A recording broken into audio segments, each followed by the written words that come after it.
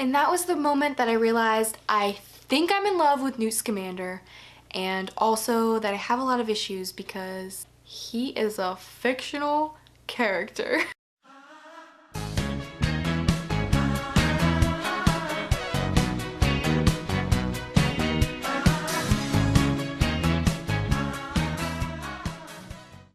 Hello everyone, what's up? My name is Serena and welcome back to my channel, or welcome to my channel if you're brand new and you've never been here before. I decided to film this video very late at night and very last minute. That's why I have no makeup on and my hair looks like this. Oh wait, my hair always looks like this, but like you get it. Today we're gonna be talking about my newest obsession. Okay, Harry Potter and the Wizarding World has like always been in my obsession, but the new movie, the new Fantastic Beasts Crimes of Grindelwald, just came out yesterday.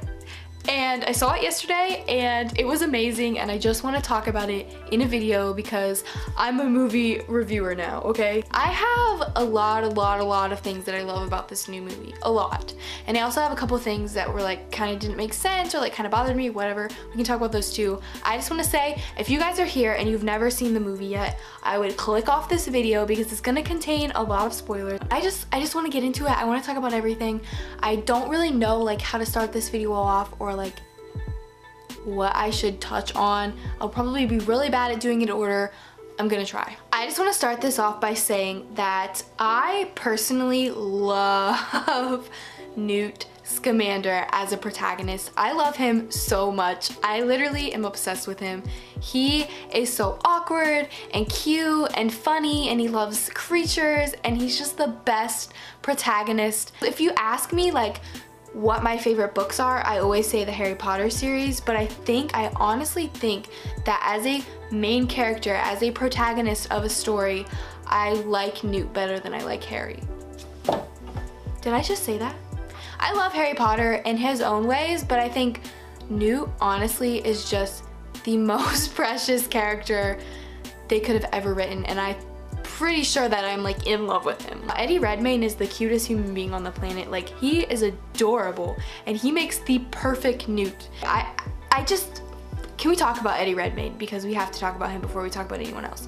He is an incredible actor. He's literally the best. I don't know what to say about him. I cannot say enough great things, and you just find yourself like wanting him to succeed and wanting to root for him just because he's so likable. And I think the reason he's so likable is because he's so awkward and he's so antisocial, and he connects better with creatures than he does with humans, and I love that about him. I like, finally we get a socially awkward hero. Like, thank you J.K. Rowling, thank you everyone, because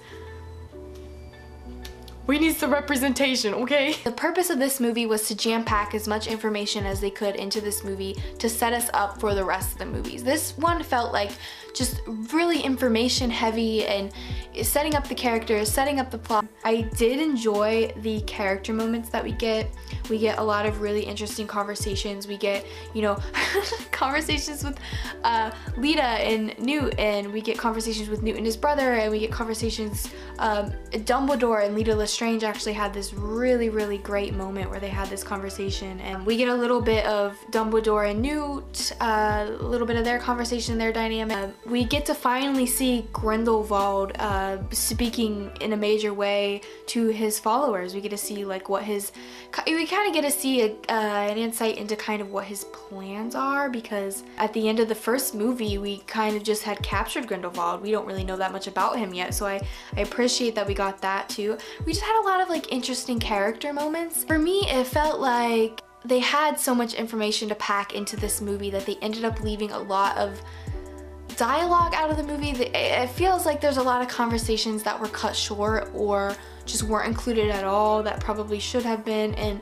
that's just like with any movie, you gotta make the cuts where you can make them, you know what I'm saying? I also just wanted to say that when I found out young Dumbledore was gonna be in this movie, when I found out that this is the timeline, like he is in it, he's gonna be in the movie, I was kind of nervous because I was like, there's no way anyone can pull off Dumbledore. Like, who's gonna be able to pull off Dumbledore? And Jude Law really pulled off an incredible young Dumbledore. Like, he literally I believed it. I bought it. I thought that it was great. I thought that it was awesome. I thought that he made the perfect young Dumbledore, which is just, you think about like having a young Dumbledore and you think like no one can pull that off, but he literally did. And I just remember like we see a shot of him in his classroom when he has that like gray suit on, and I was like, ooh, Dumbledore over here looking like a snack. And I was like, would you have ever like imagined yourself saying that? Like, what? So the movie starts off, the very first like 10 minutes is the chase scene with Grindelwald. Is that how you say his name? It's spelled Grindelwald, but I think it's pronounced Grindelwald.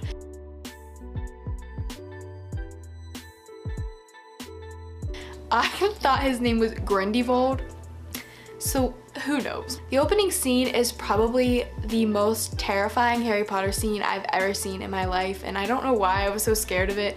I think it was because it just started the movie off so intense and so freaky. Like, the opening scene, we see Grindelwald. He is clearly had been through it, okay? He looks like he's been tortured, his hair's grown out, he looks a little messed up. They take him from his cell and they're like floating him. Like, that was the most terrifying, as he looks possessed as he's floating through the air. They take him out to his carriage. They're gonna transport him to the British Ministry of Magic, where he's gonna get his sentencing or whatever and maybe go to Azkaban. I don't know. What happens, I have my headband in my hand. He literally, like, they don't really explain what happens. I don't know if I was already a follower of him or if he convinced this guy to become a follower of him while he was a guard, but he switched places using Polyjuice Potion with a guard, and the guard was actually in the carriage and he was outside of the carriage. He jumps up on the bottom and literally right off the bat, Grindelwald is messing stuff up. He kills like, I want to say there was like 10 or so Aurors, and he kills like 10 of them right off the bat. It was really scary for me to watch. And this is me the whole time. Oh my god, oh my god, oh my god, oh my god, oh my god, oh my god, oh my god. And we cut to Newt, who is in the Ministry of Magic, and I love this scene so much because this is so Newt. But Newt is chasing after Pickett, the little guy in his shirt, and goes to pick up a button from Pickett, and he sees these shoes, and they are actually Lita Lestrange's, his old love. Can we talk about the fact that I think Eddie Redmayne is really cute, but his brother is also very, very cute. They're a very cute, attractive family. His brother clearly holds the social skills of the family because he's there, he's working for the Ministry of Magic. They've banned international travel for Newt, so they offer him the job. If you go to Paris and you find Credence and you kill him, like, we will lift your ban on international travel. There you go. And in very Newt fashion, he just avoids the situation entirely. Is like, I'm not gonna do that. He gets up from the table and leaves, and they give the position to this creepy guy.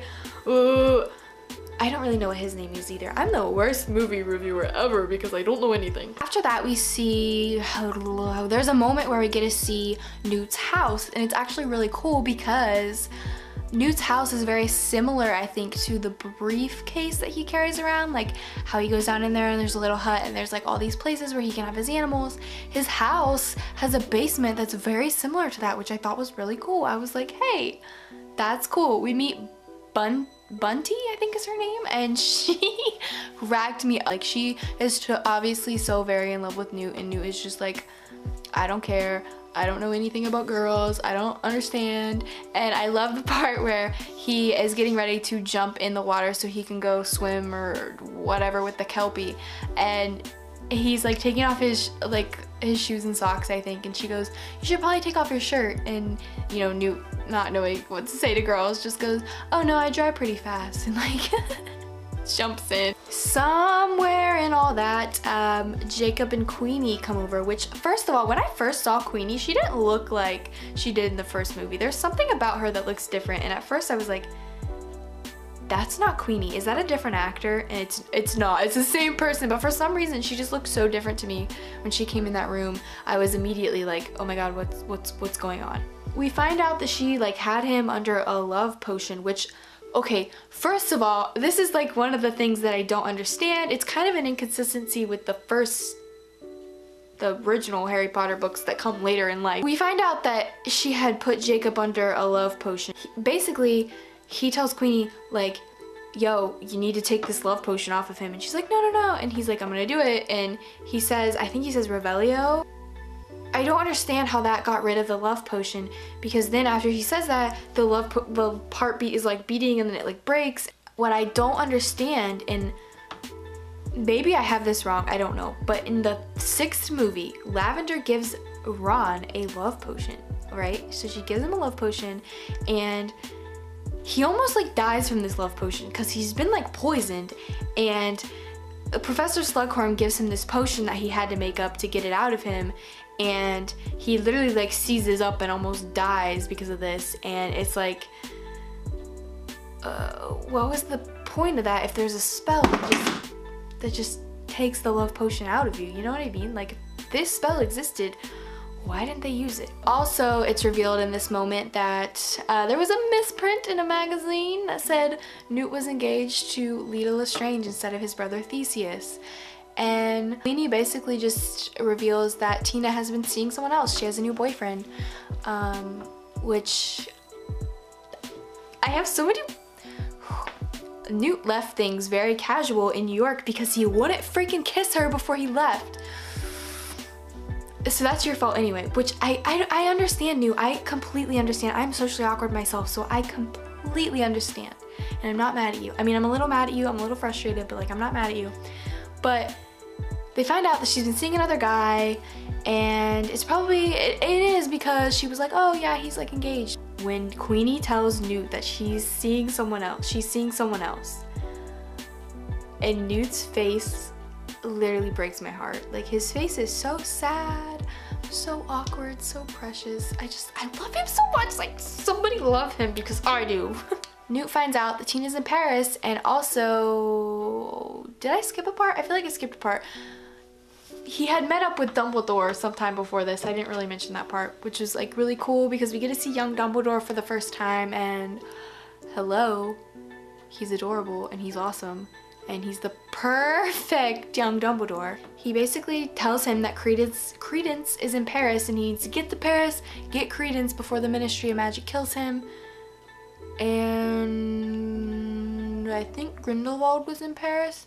He says, you know, I can't move against Grindelwald. I can't do it. But I'm the worst storyteller, so I left that part out. But yeah, so Newt finds out that Tina's in Paris, and he knows that Credence is in Paris. He knows Grindelwald's in Paris. He knows Dumbledore asked him to get his butt to Paris. So he was just kind of like, let's go to Paris. And Queenie had already left to go find her sister because her and Jacob get in this big fight, and she reads his mind and he says she's crazy. Everything is just kind of getting really dramatic, really heated at this point, and they get to Paris. This part, when we get to Paris, we see Queenie walking into the French Ministry of Magic, which is so beautiful and so cool.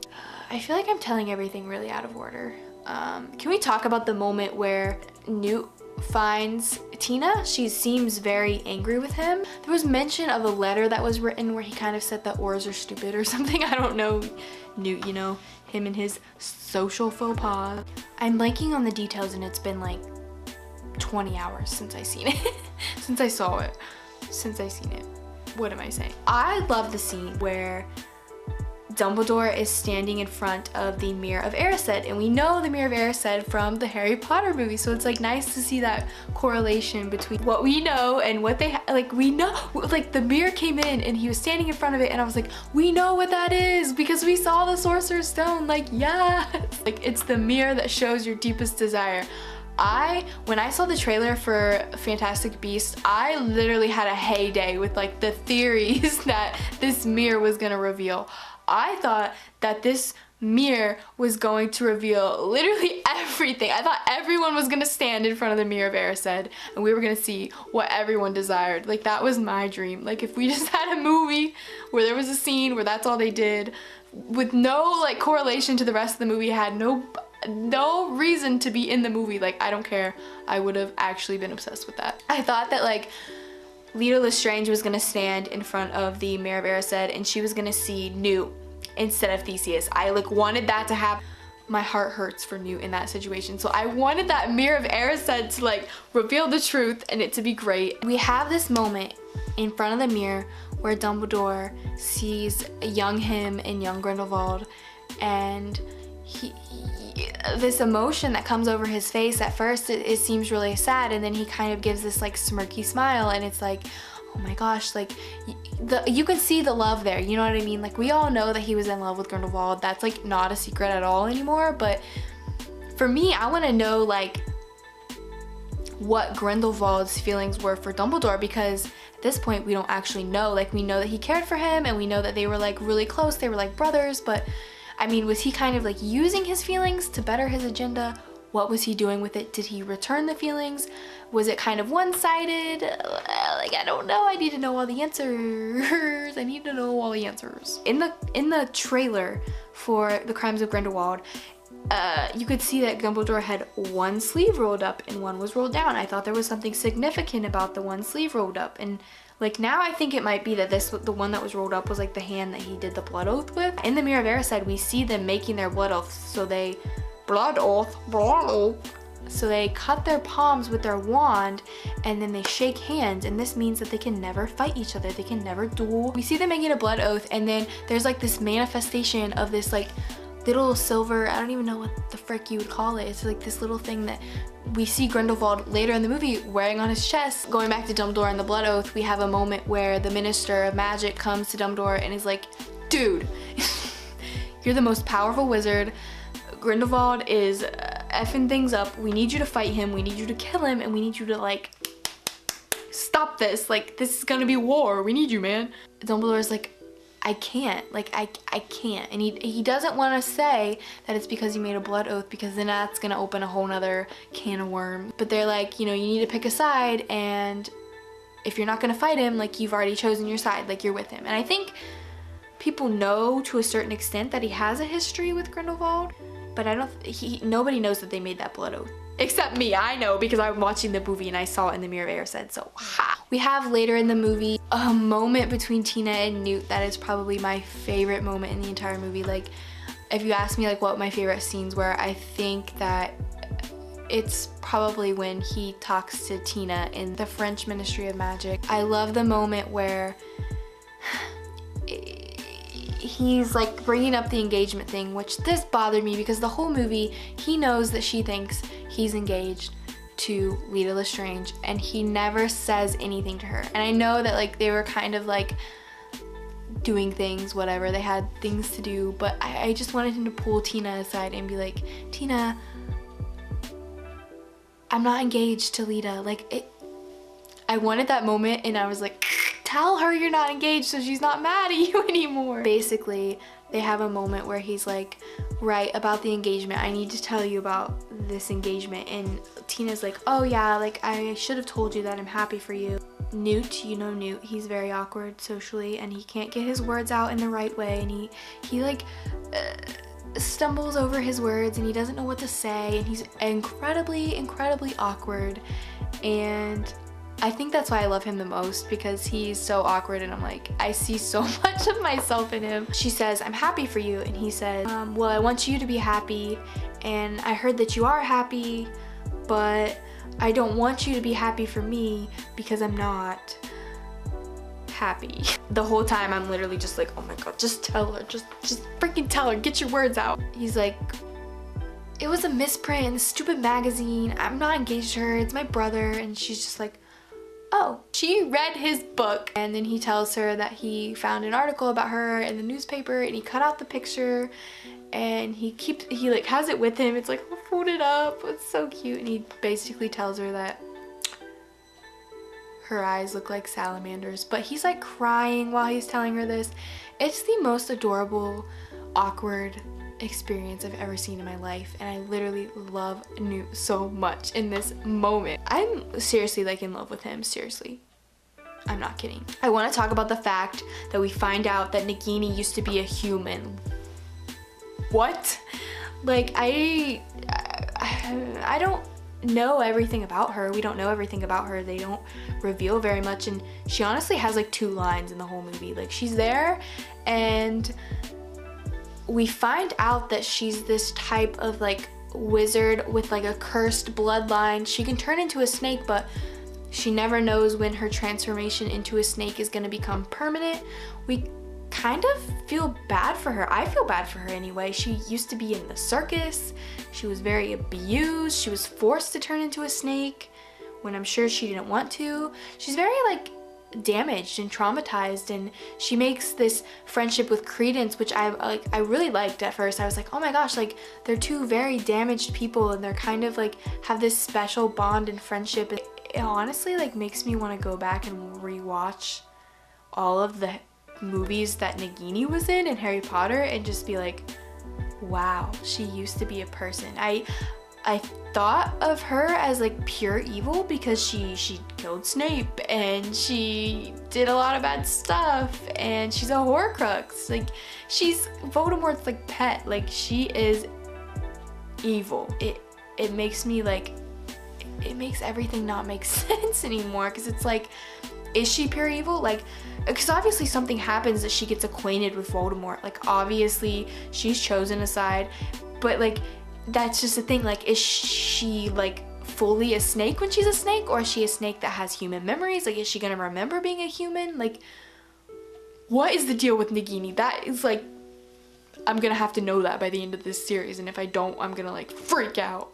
We get this moment where Jacob actually meets Nicholas Flamel, which is so cool because that literally goes full circle. Like that takes us all the way back to the Sorcerer's Stone in Harry Potter, and that is so cool. Like we know in Harry Potter that Nicholas Flamel and Dumbledore are friends because he's protecting his Sorcerer's Stone for him. Like it's just cool that the people in the Harry Potter series that were just like a name, like, oh, this great wizard, we actually get to meet them in Fantastic Beasts. Like that is so cool. We get this moment with Lita. We get to understand like where she came from, who her parents were, how she got the Lestrange last name, and we find out that she actually had a half brother who was on this ship to America with her, and she switched them with another baby, Credence, and it ended up their boat crashed or wrecked or sunk. I don't know. They had to get on the lifeboats, and the lifeboat with the other baby on it crashed, was overturned, and the baby died. I forget what his name is, but they thought that that's who Credence was, but it's not, because Lita's like, no, I accidentally killed my brother. And there was this beautiful kind of moment between her and Newt where she's crying and saying, you know, I killed my brother, and Newt's like, it's not your fault, Lita, which is so weird in that situation that the socially awkward person is the first to speak up, but she like confesses that she accidentally killed her brother, and everyone's just like silent, and Newt is the first to speak. Like, what? That's a first. He says, it's not your fault, Lita. You couldn't have helped it. You didn't mean to. You didn't do it on purpose, whatever. And she looks at Newt and she's like, you're too good, Newt. You never met a monster that you couldn't love. And that was just so like, my heart. He did love her, and she sucks. But Lita is an interesting character, and that was a really cool backstory. So here Credence is thinking, I finally have the answer, and he doesn't actually have the answer, because this guy who came to kill him because he made an unbreakable vow, Lita's other half-brother, is like, dude, you have the wrong guy. Like, dude, your unbreakable bond is null and void because he's not even alive. Then they enter this scene, which I think is one of the coolest scenes of the whole movie. It is Grindelwald, which, first of all, Johnny Depp makes a great Grindelwald. He is so calm and so collected, and it doesn't matter what chaos is going on around him. He's always just like, for the greater good, follow me. It's hard. It's hard because Grindelwald is a villain like Voldemort, but unlike Voldemort, he can feel love, he can feel friendship, he can make relationships with people, and I feel like part of him wants to, and he can connect with people in a way that Voldemort never could. Voldemort was almost like a dictator. Like, he was just kind of like, follow me and you'll be the best and I won't hurt you, and he ruled out of fear. But I think Grindelwald has this way of like he can roll out of preying on people's emotions because he feels it too. Like, he has these emotions too. He's a different kind of villain. I think Johnny Depp played him very well, which is, I mean, no surprise, Johnny Depp is awesome. We get this moment where he is basically rallying his forces and is like, we don't need to be living as second-class citizens to the Muggles. Like, we shouldn't be living in secret. And he even says that he's not against Muggles, he doesn't want to kill them, he doesn't want to harm them. He just wants to live as their equal. From my understanding is that he just wants to live, like, he doesn't want to live in hiding and in fear anymore. He just wants to live like a normal person. At the end, you know, he puts the fire around him and it's join my cause or this fire will kill you. We get that moment where Queenie joins that side. To me, Queenie represented like everything that was good in this movie because she was so like pure and so sweet, and she fell in love with Jacob. I loved her so much. She was like one of my favorite characters, and to see her joining his cause, it kind of like put out all the flames of hope that like this wasn't gonna go very badly. Who could he not convince in some way to join his cause if he can get her to join his cause? If they don't join his cause and step through the flame, they can't leave and the fire will consume them and they will die. We have this moment where Lita is kind of distracting them so that Newt and Theseus can escape. She's actually about to step in the fire and she looks at both of them who are standing next to each other and says, "I love you," and then steps into the fire and dies. And it's so inconvenient that they're standing next to each other. We don't know. Was she talking to Newt?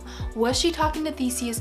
Or was she perhaps, maybe, I don't know, talking to both of them? I mean, I'm sure, I know she loves both of them in different ways, but who was she saying that to in the end? I need to know. I need to know. They confine the flames finally after they burst out and there are these big dragons destroying the city.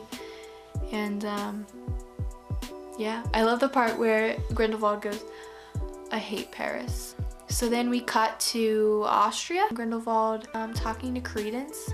We can tell that he's about to reveal who Credence is, and that's exciting. I'm like, he gives Credence a wand. And first of all, this makes no sense when people just hand people wands, because go to Ollivanders. The wand chooses the wizard.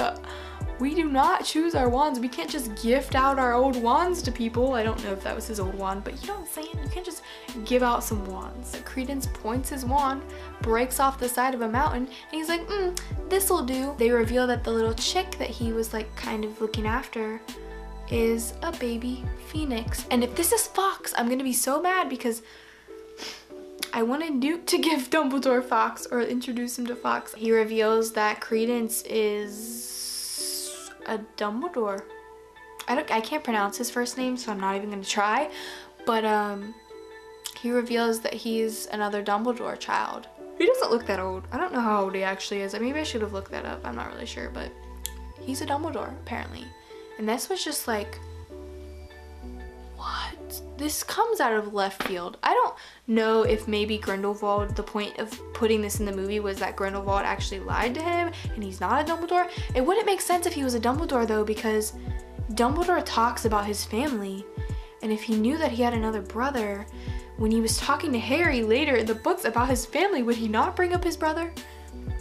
The obscurest, like his sister, were they all obscurest? Were they all going to America? Why were the Dumbledores going to America? And the ship they were on, was that the Titanic? Because it did crash. Like, so many questions.